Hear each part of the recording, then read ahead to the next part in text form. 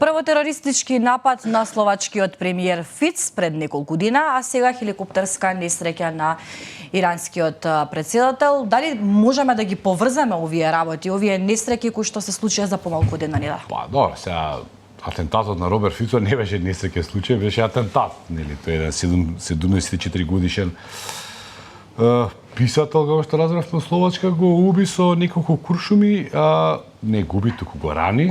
Фицо е, според последните извештаи, во стабилна состојба, се уште има опасности по неговиот живот, но има и надежда дека ќе биде комплетно излекуван, а за жал Ебрахим Раиси, претседателот на Иран, настрада во хеликоптерската несреќа и веќе е прогласен за мртов. Тука со Дејан Андоновиќ ќе разговараме повеќе за ова. Врховниот религиски совет на Иран, кој е највисокиот орган на државата, го прогласи за мртов Ебрахим Раиси и за негов заменик, го назначи неговиот заменик за нов претседател на државата. Заедно со Раиси загина уште неколку официјални лица. Дипломатијата на Иран загина исто така, што е голем удар за... Ише двајца функционери пониски, но сепак... да загине председател на една држава и шеф на дипломатија, веќе политичкиот врв е обезглавен и покрај тоа што таму е врховниот верски национален совет, Али Хамнеи, врховниот водач, да, ајатолах, кој е во позни години стар и кој едно од сценаријата, сега ајде да тргнеме веднаш, хеликоптерската несреќа се случи во еден неприступачен терен, каде што планински терен, во услови на лошо временски услови, каде што магливо каде што е тешко да се лета. Раиси и делегацијата беа во Баку, во Азербеџан, на средби. Зошто беа во Баку, бидејќи Азербеџан, ќе потсетаме, е исто така шиитска држава како Иран, но за разлика од другите шиитски држави, нема баш толку многу блиски врски со Техеран. Тие се туркиски народ, овие се персиски народ. Бидејќи нивниот претседател Алиев повеќе тежнееше кон Западот и кон многу работи за да може да го реши проблемот со Ерменија и Азербеџан. Иран подолго време на Азербеџан му замераше затоа што немаат толку блиски врски, бидејќи оној шиитски срп што го зборуваме изминатите месеци, ако не и години, Сирија, не знам сега да не ги именувам, дел од Ирак, Либан, Јемен, сето тоа е под влијание на Иран, па така да Азербеџан беше добра шанса за Иран геостратешки во Кавказот да имаат силен сојузник во Техеран, но тоа не се случуваше, така да Раиси беше повеќе од упорен да се обиде во Баку, во Азербеџан, да направи поблиски врски со тамошните власти. Се разбира што се договорија сега не е ни важно, на враќање од таму му се урна хеликоптерот, почна да доаѓаат многу верзии од тоа дека Иран кој е сатанизиран во светот и е конфронтиран со Западот и со Израел. Дали може би е несреќен случај или некој стои зад, за сега нема официјални информации, но почнуваат да се развиваат разноразни теории.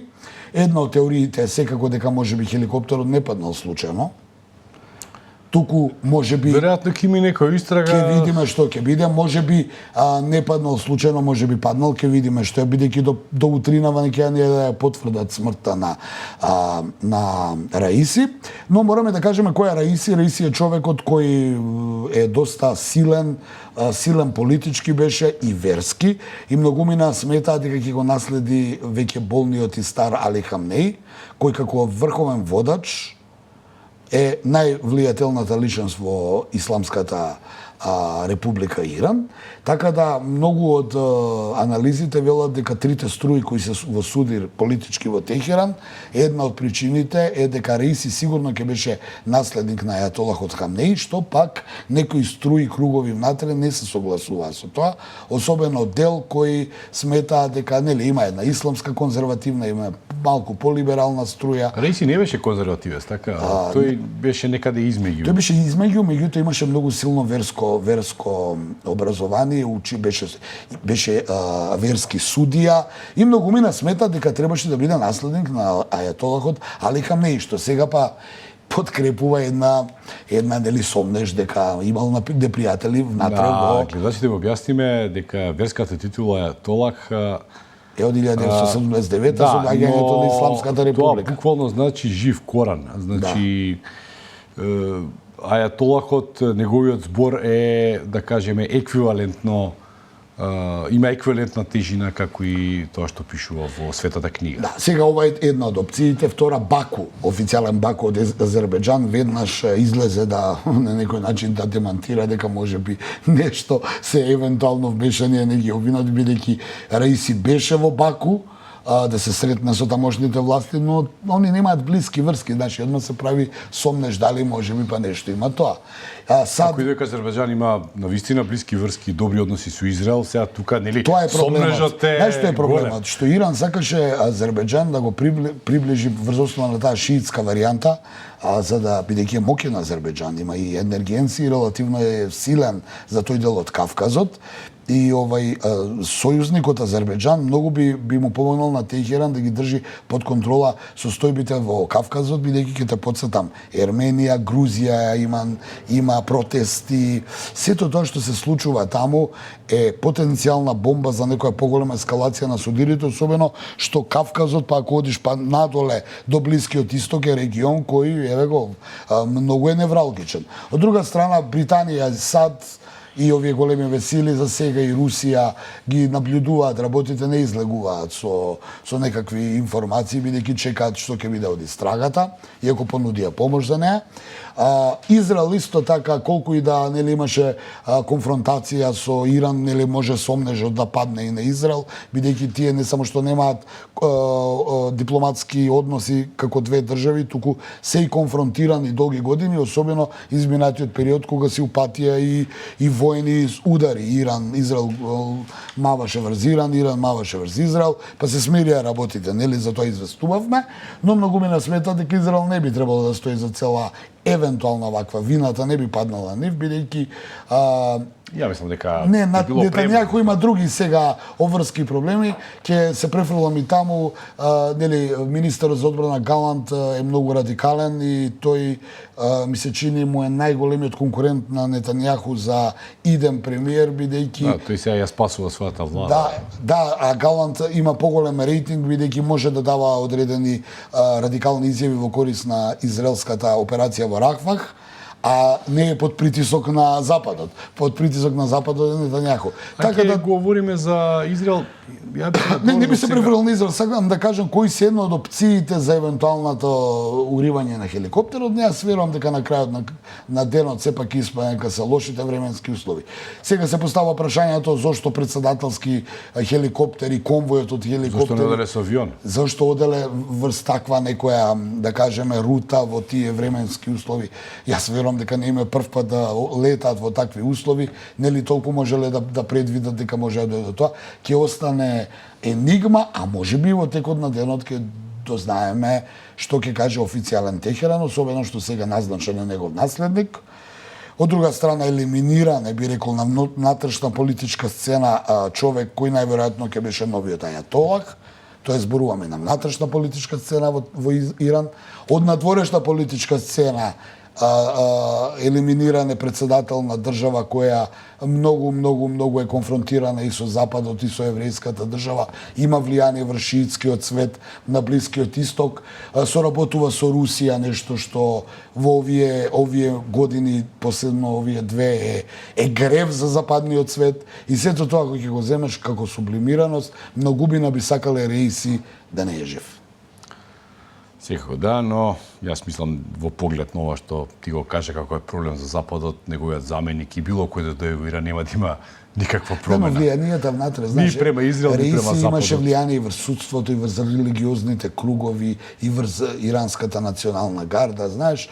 Тоа се некои внатрешно политички прилики кои ние не можеме многу да ги знаеме, бидејќи не живееме таму. Можеме да читаме, да гледаме и да констатираме или па да пренесеме некој што констатирал. Едно е сигурно, иранскиот и да загинувањето на иранскиот председател секако дека може да доведе до нова ескалација на некакви тензии, велам тензии, не мора да е нешто друго. Може да има и внатрешни превирања, но може да има и надворешни превирања во регионот и подолго. Од друга страна, симптоматично е сега зборуваме како шпекулации што можеме да ги видиме и да констатираме. Словачкиот председател Фицо, човекот кој се конфронтираше со некои политики на Западот, иранскиот председател Раиси, кој е конфронтиран со Западот по дефолт уште од 1979 кога исламската револуција во Иран го урна тогашниот шах Реза Пахлави и ајатолахот Хомеини воспостави една нов стил на држава. Значи, се подкреваат многумина, нели, може да го искористат ова дека може да е и повржано, многумина велат ова не е случајно, но, значи како, може и да е случајно и да е сето тоа да нема врска со овие теории на заговор. Тоа со Роберт Фицо, интересно е, јас само тоа би го коментирал, ништо друго не би навлагало никој теорија на заговор. Но нешто, извини, ќе те прекинам. Многумина ги гледам и колеги кај нас и надвор забораваат за атентатот на јапонскиот председател. Премиер се извинува. Минатата година кој идентично како Фицо беше ликвидиран со тоа што тој беше убиен на лице место, а Фицо за среќа утринава, нели, новата информација е дека вон животна опасност, така да е добрата страна дека има големи шанси тоа да се опорави. Сега тоа што јас тука би ги коментирал само медиумите, бидејќи сме нели 20 новинари, па некако имаме право медиумите да ги коментираме. Па не можеме, ова друго. Во секој текст, ама буквално во секој текст кој јас успеал да го прочитам, веројатно имаше и такви кои не знам ги прочитал, нели? Во секој текст пишуваше дека Роберт Фицо е жртва на атентат и во секој дека тој беше русофил, дека тој беше како на Путин папет, нели, марионета на Путин. Како човекот кој се противи на помошта на Украина и така натака, како да на некој начин се бараше оправдување за неговиот атентат. Имам многу работи во животот, велат паметните луѓе, нема ништо случајно, но ја па веројатно не припаѓам кај тие паметните, па велам не, понекогаш случајности можат да доведат до нешто што ќе стане сериозно. Може би е случајно, што е тој, као што и случаен изборот на атентаторот, дали тој сам одлучил, писателот на 74 години, да одлучува за судбината на Словачка, или може би инструиран, или е може би наведен. Знаеш, има варијанта, јас не ти направив сопка да паднеш, ама него тргнав каменот, ако налеташ на него да се сопнеш. Ја не сум виновен. Значи, се е можно. Многу е тешко да се каже што се случува. Ние знаеме дека и овдека во нашиот регион многу работи беа случајни. Па почнуваат после неколку години да излегуваат теории, овака било, така.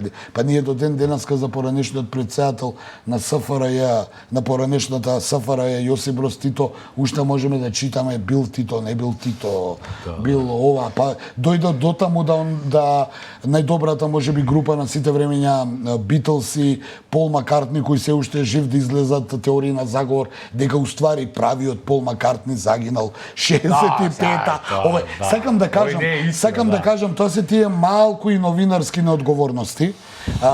Марионетата на Путин сега, што сакаат да кажат? Дека другите марионети на Путин треба да се плашат, дека тие се следните. Тоа е многу неодговорно известување, знаеш. Дека некој бил испукан и кој ќе кажете дека тој, како да велите, па добро сега сам си го бараше. Знаеш, па кога вчера се урна хеликоптерот на Раиси, ајде да бидеме. Тоа исто кога да кажете некоја жена е силувана и носела мимич, што значи дека само го предизвикала силувањето, така и ова. За Иран да го разговараме. Кога падна вчера хеликоптерот, ја верувам дека 99,9% од нашите колеги Израел гурна. Не, Израел сад се. Знаеш, чекај, ако ќе отвориш малце, може и некој да внатре ги кажав дека тоа е. Може и расипан бил хеликоптерот. А на крајот на денот зато велам понекогаш околностите може да доведат од случајност да се случи нешто, колку пати од ништо се. Зато велам предрасудите се страшна работа, ние као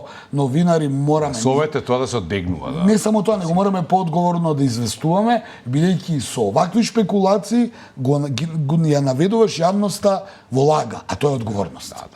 Сега, ако има известување за тој што известува за нели за смртта на Раиси, иако во вториот пасус каже дека тој беше бескомпромисен непријател на САД и на Израел, тој како да каже дека САД и Израел го. Затоа јас се влегов во анализата да им кажам на гледачите, ако не успеале да прочитаат негде, дека тој требал да го наследи Али Хамнеи. Али Хамнеи е ајатолах кој е доста болен и е во години, но многу жилав и се уште се држи. Може би него па не му одговарало Раиси да го да. Знаеш, има многу опции, затоа треба да ги кажеме сите варијанти што сме ги нашла, па нека се просуди у јавноста што и како е тој што го интересира, а официјалниот дел истрагата ќе излезе и ќе каже. Кога ќе излезе официјалниот дел истрагата, тие што мислат дека е можеби Израел, САД, Британија, нема да бидат разуверени, да кажат мал вие лажат. И тоа е тоа. Ајде сега, преско го спомна Израел, веројатно немаме време за Украина да говориме и ништо битно не се случи. Можеме брзо да го кажеме дека во Украина Русија стрелаше врз Харков, продолжува тамошниот фронт, брзо напредуваат русите во 3 збора, стрела врз Харков, загина 11 луѓе. Тоа е веста. Од друга страна, украинците стрелаа повторно врз руска територија, Крим и Белгород. Наводно руската армија соопшти дека се урнати дроновите, но вчера руски миноловец кај Крим е повторно потопен, што само ја покажува колку Русија има надмоќ на воздух, со проектили, со артилерија и на копно, толку морнарицата, особено оваа црноморска, има стварно големи жртви. Дали за тоа стои Украина и нејзината артилерија и ракетни сили, или може би имаат помош од некој друг, не би шпекулирал. Добро, и Рафах?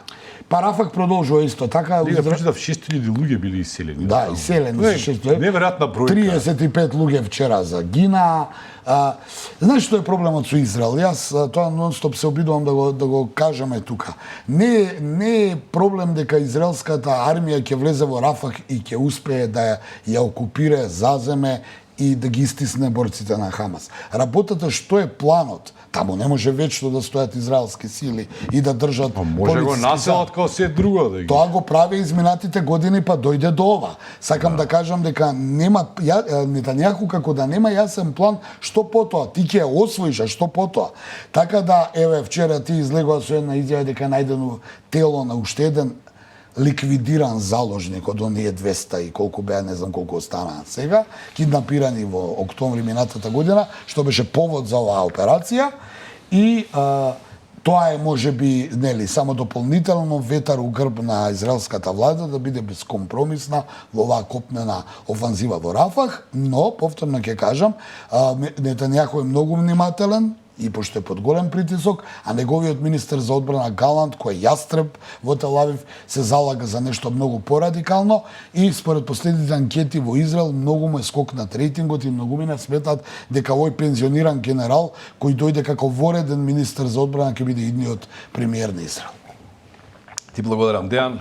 Имаме време само да се одјавиме. И јас ви благодарам на двајцата. Денеска е 20 мај, не знам дали знаете дека е ден на пожарникарите. Во продолжение сакам да известам ги и на кажам на гледачите логистиката на војската, така и на логистиката на единиците. А месец мај е ден на тироидната жлезда, така да треба до крај све да известиш. Да, но не, сакам ние ги кажавме тие податоци во вестите, зошто ги нагласувам пожарникарите. Честитам на секоја тироидна жлезда. Да, сите тироидни. Месецот мај го честитам.